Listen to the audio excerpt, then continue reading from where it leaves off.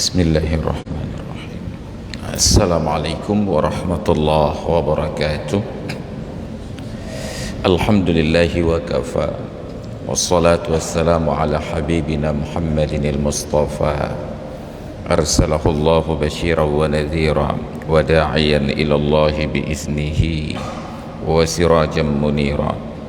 Wa qala Allah ta'ala fil Qur'anil 'azim wa huwa asdaqul qailin qul in kuntum tuhibbunallaha fattabi'uni yuhibbukumullah wa yaghfir lakum dzunubakum. Shadaqallahul 'azim wa ballagha rasuluhun nabiyyul habibul karim wa nahnu ala dzalika minasyahidin wasyakirin walhamdulillahi rabbil alamin. Wa ba'du. Hadirin dan hadirat jamaah salat zuhur yang dimuliakan Allah, hari ini bertepatan dengan pertengahan bulan Sya'ban, yang setengah itu di dalam bahasa Arab disebut dengan kata nisfu.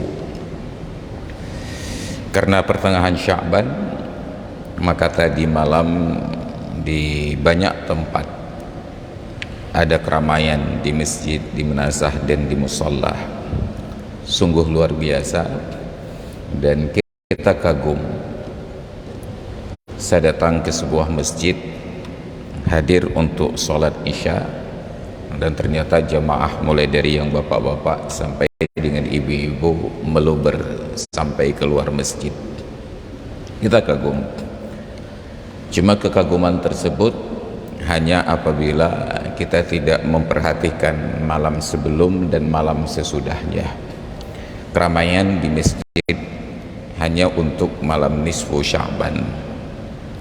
Dan yakinlah, semangat hadir ke masjid itu bukan untuk sholat isya berjamaah.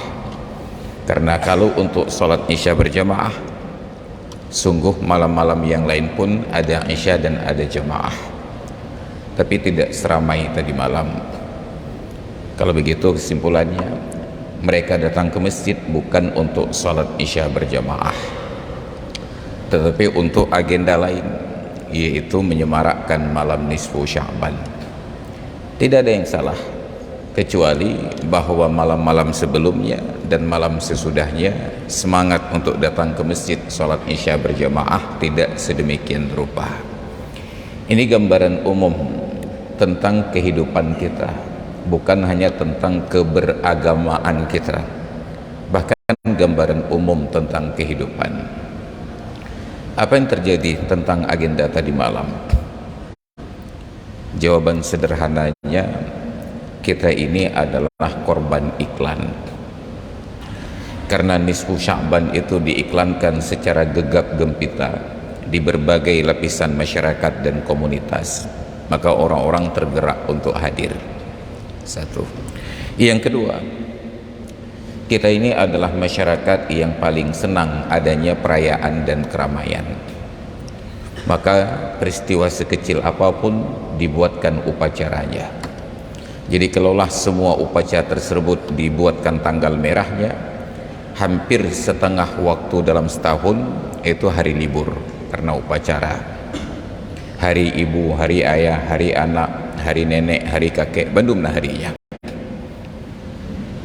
Kita hanya heboh pada upacaranya, tidak pada aplikasinya.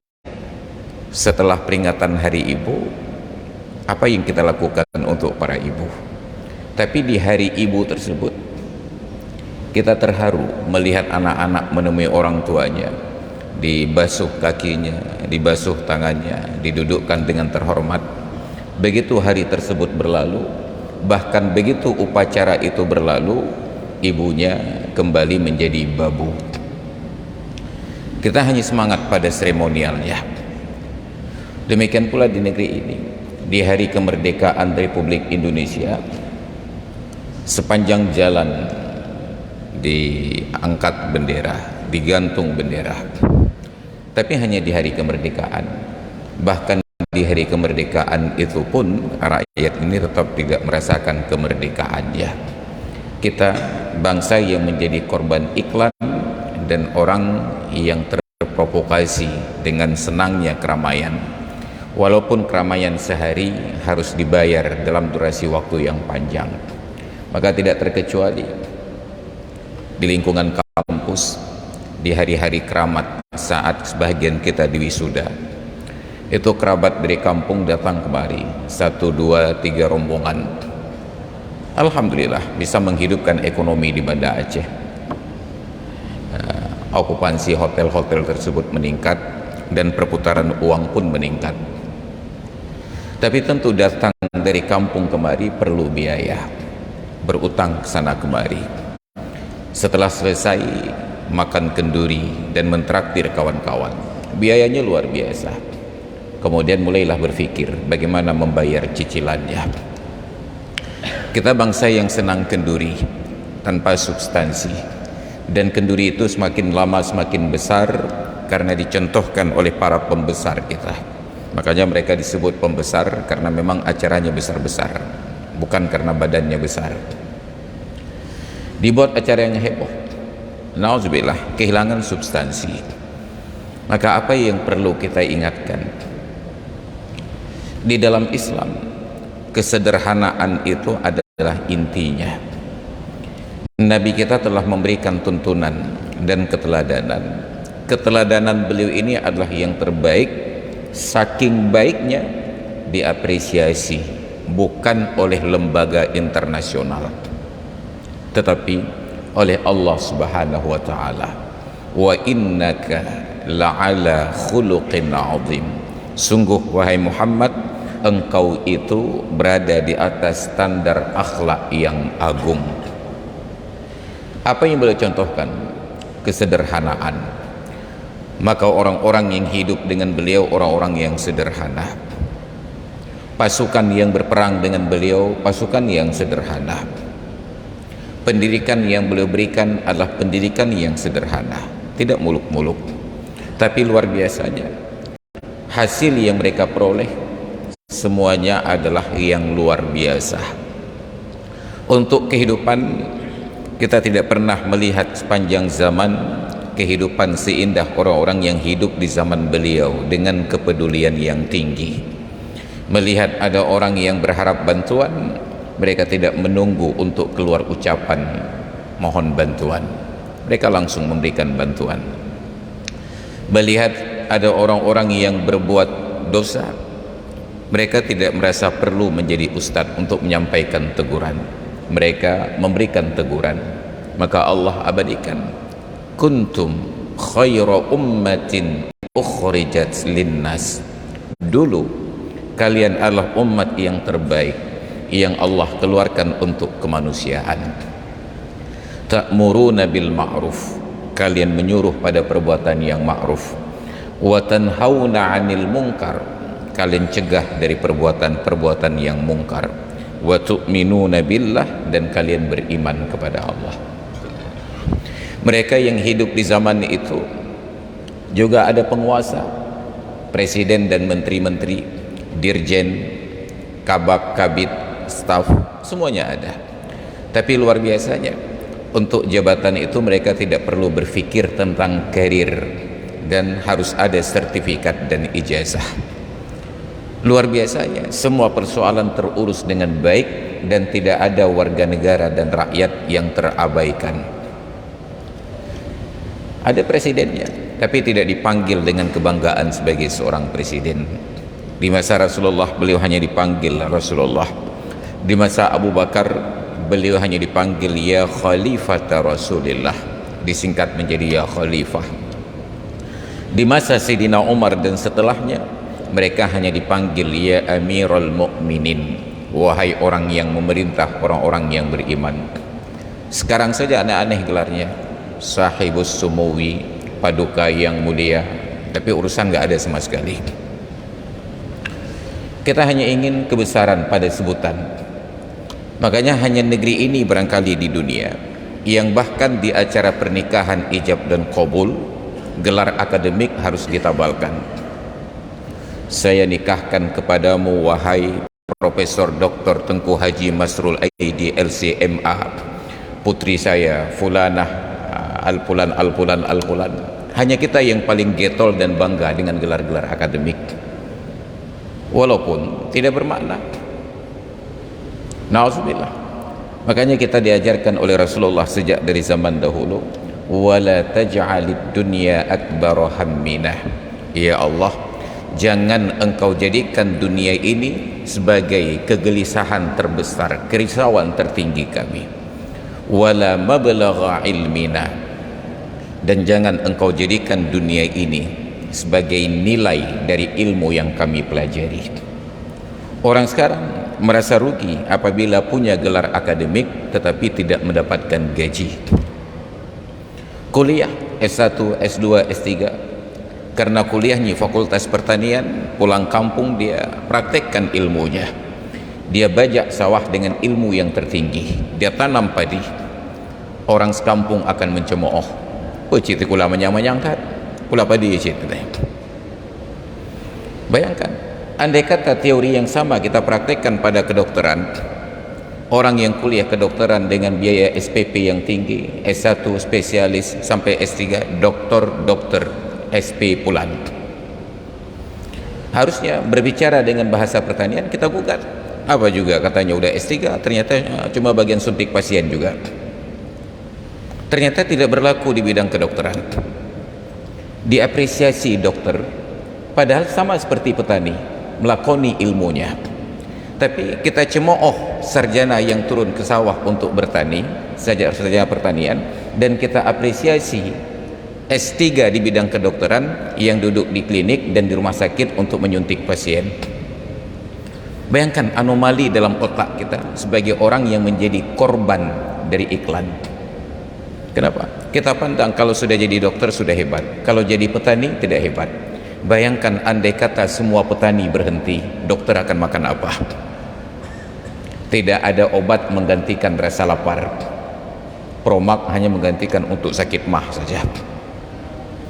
Ini anomali dalam kehidupan kita, karena kita selalu terikat oleh konteks bahwa orang yang sukses adalah orang-orang yang bergaji. Makanya dalam bahasa Aceh pun dikatakan, lepah carong kahana gaji, lepah dari kahana laku.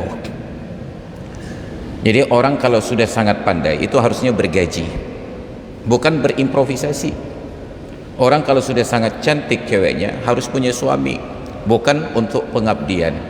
Ini bahasa-bahasa sederhana tapi terekam di alam bawah sadar kita, lalu kita ikut mencemooh orang yang sudah S1, S2 dan S3 ternyata tidak punya gaji. Maka semua orang berlomba-lomba untuk digaji, bukan berlomba-lomba untuk menggaji. Maka na'udzubillah, ini kegagalan, dan itu bahagian dari cerminan malam nisfu Sya'ban semalam. Kita datang ke masjid bukan untuk sebuah agenda besar, tapi hanya untuk acara-acara sampingan saja. Bukan karena sholat isyanya, tetapi karena sholat yang tidak dijelaskan referensi yang baik tentang apa yang harus kita lakukan. Ini kehidupan kita. Maka seharusnya menjadi tanggung jawab orang-orang yang berpendidikan, orang-orang yang cerdas, untuk mencerdaskan kehidupan bermasyarakat. Undang-Undang Dasar Republik Indonesia di pembukaannya menyatakan salah satu tujuan dari perjuangan adalah mencerdaskan kehidupan bangsa. Tapi tidak ada program pencerdasan tersebut, yang ada adalah programnya pembodohan. Maka kita selalu diatur oleh hierarki. Karena itu saya kira kembali dalam sejarah Islam, Rasulullah ajarkan kesederhanaan. Tidak ada karir, tidak ada jenjang karir. Ketika berpolitik tidak harus berkampanye, mereka langsung ditunjuk karena kapasitas dan kemampuannya. Sa'id bin Amir al-Jumahi hanya seorang sahabat yang sederhana, tapi di masa Sayyidina Umar berkuasa, Sa'id bin Amir tidak pernah masuk partai politik, apalagi partai politik dengan suara terbesar. Tidak harus menjilat ke sana kemari dan tidak harus menjadi tim ses. Tiba-tiba dipanggil oleh Sayyidina Umar, engkau aku tugaskan untuk menjadi gubernur di provinsi Homs, sekarang masuk wilayah negara Suriah. Bayangkan PJ yang sekarang ini itu harus mencari jaringan ke sana kemari, people insider, orang-orang dalam. Begitu dilantik, itu karangan bunganya berhari-hari tidak dipindahkan. Ada kegembiraan. Apa yang terjadi pada Sa'id bin Amir al-Jumahi? Beliau menolak. Wahai Amirul Mukminin, jangan engkau bebankan ke atasku sesuatu yang aku berat untuk melakukannya. Ditolak. Marah Sayyidina Umar. Wayhak, celaka engkau. Kalian bebankan di atas pundakku untuk menjadi presiden dan kalian menolak untuk jadi gubernur. Ke kayu yang kengkan wakah ketib. Karena Sayyidina Umar marah, terpaksa beliau menerima jabatan sebagai gubernur. Berangkat ke provinsi Homs tanpa pengawalan, tanpa forager, tanpa mobil yang pakai strobo. Jalan sendiri. Sampai ke negeri tersebut, beliau berinteraksi dengan masyarakat. Sampai suatu saat Sayyidina Umar ingin membagi bansos untuk warga-warga miskin. Begitu daftar warga miskin diantarkan ke Sayyidina Umar, beliau baca di dalam senarai, dalam daftar nama tersebut, di antara warga miskin yang berhak mendapatkan bansos terdapat nama Sa'id bin Amir al-Jumahi. Beliau bertanya, siapa Sa'id bin Amir al-Jumahi ini? Beliau bukan lupa kepada gubernurnya. Beliau pikir ada Sa'id bin Amir al-Jumahi yang lain yang miskin. Apa kata utusan yang mengantarkan lembaran ini? Beliau gubernur kami, wahai Amirul Mukminin. Gubernur kalian miskin berhak terima bansos? Iya, gubernur kami miskin. Maka Umar alokasikan anggaran untuk provinsi Homs dan khusus 2 karung diarahkan untuk rumah gubernur. Pulang utusan ini, diantarkan 2 kantong besar uang dinar dan dirham ke rumah gubernur. Malam hari, mereka tidak tunggu besok, saking amanahnya. Apa yang terjadi? Begitu utusan ini datang, istri beliau mundur ke belakang untuk siapkan minuman memuliakan tamu. Saat mereka sedang diskusi, tiba-tiba istri beliau terkejut di belakang karena mendengarkan suaminya berucap inna lillahi wa inna ilaihi raji'un. Kaget istri beliau, langsung maju ke depan bertanya, ada apa wahai suamiku? Apakah Amirul Mukminin meninggal dunia? Tidak, ada yang lebih besar daripada itu. Apakah umat Islam kalah dalam perang? Tidak, ada yang lebih dahsyat daripada itu. Ditanya oleh istri beliau, apalagi yang lebih dahsyat berita duka cita dibandingkan meninggalnya Amirul Mukminin dan kalahnya umat Islam dalam perang? Apa jawaban beliau? Dakhala alayya dunya liyufsida akhirati. Telah masuk dunia ke dalam rumahku untuk merusak akhiratku. Ditanya oleh istrinya, dunia apa? Maka suaminya tunjukkan 2 kantong tersebut. Kepada orang perempuan ditunjukkan kemilau perak dan emas. Dunia ini pun kamu jadi masalah, katanya. Biar aku selesaikan dengan bijak secara adat dan kekeluargaan. Kata suaminya, jangan. Saya tidak akan tidur malam ini sampai isi 2 kantong ini habis dibagi. Jatah untuk beliau 2 kantong diselesaikan dalam 1 malam, baru beliau bisa beristirahat dengan tenang. Ini di masa lalu. Mereka urus negeri dengan baik, tetapi pemimpinnya tidak menjadi orang kaya. Di negeri kita, pemimpin sudah lebih duluan kaya, negeri hancur lebur. Kenapa? Tidak ada semangat untuk mengabdi.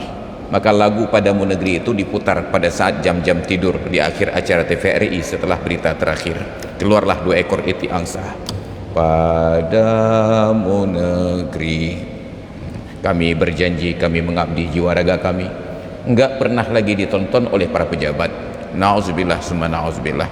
Maka hadirin kaum muslimin yang dirahmati Allah, oleh karena itu biarlah siklus saling menjegal dan mengorbankan itu sampai ke kita saja. Bila ada di antara kita yang merasa bahwa ilmunya tidak sesuai dengan bakat dan minat, cukuplah kita yang menjadi korban. Jangan sampai generasi berikutnya melanjutkan korban-korban berikutnya. Berhenti, ajarkan mereka, masuklah kuliah sesuai dengan bakat dan minat. Bila ayahmu adalah petani, masuk fakultas pertanian. Bila ayahmu guru di kampung, baik guru ngaji ataupun guru yang lain, masuklah fakultas keguruan dan ilmu pendidikan. Bila ayahmu di kampung adalah dukun, dukun patah, dukun bakar kemenyan, maka masuklah fakultas kedokteran. Bila ayahmu di kampung adalah orang yang jualan, masuklah fakultas ekonomi. Ajarkan mereka untuk melanjutkan dan mengilmiahkan pekerjaan orang tuanya, agar tidak lagi kita mendengar ke depan ada dokter-dokter spesialis yang mereka menistakan profesi dari dukun-dukun di kampung. Seburuk-buruknya dukun di kampung, mereka berhasil memberikan bantuan pertama yang paling dibutuhkan oleh orang yang sedang sakit. Apa? Ketenangan batin bahwa keluarganya yang sakit sudah ditangani. Maka kita datang ke ruang gawat darurat. Selama keluarga kita yang sakit belum dipegang oleh dokter, kita tetap akan galau. Tapi begitu datang seorang dokter mendekat ke ranjang pasien, langsung jiwa kita menjadi tenang. Di kampung, ketika ada seorang warga sakit, kerisauan satu keluarga itu luar biasa. Lalu ada seorang dukun yang terkenal, entah dukun benar entah dukun palsu, wallahu alam. Tapi begitu datang ke dukun tersebut dan disentuh, langsung keluarganya menjadi tenang batinnya. Sudah berada di tangan yang tepat, kata mereka. Jasa yang sebesar ini tidak akan kita dapati kecuali dari orang-orang yang ada di kampung. Andai kata yang masuk fakultas kedokteran adalah anak dari dukun benar dan dari dukun palsu ini, sungguh keluarga mereka dan terah keluarga mereka di bidang pengobatan tersebut akan semakin dihargai. Tapi hari ini tidak terjadi demikian. Yang terjadi hierarki hanya di bidang kepolisian, tentara dan dokter. Polisi anaknya polisi, tentara anaknya tentara, dokter anaknya dokter. Tetapi yang lain semua ingin anaknya seragam, jadi pegawai negeri. Ustadz ingin anaknya jadi pegawai negeri, petani ingin anaknya jadi pegawai negeri, bahkan pedagang pun ingin anaknya jadi pegawai negeri. Dan negeri ini tidak sanggup untuk menggaji semua warga. Maka hadirin sekalian yang dirahmati Allah, ini gambaran sederhana betapa kita adalah korban iklan dan kita orang yang tidak fokus pada tujuan.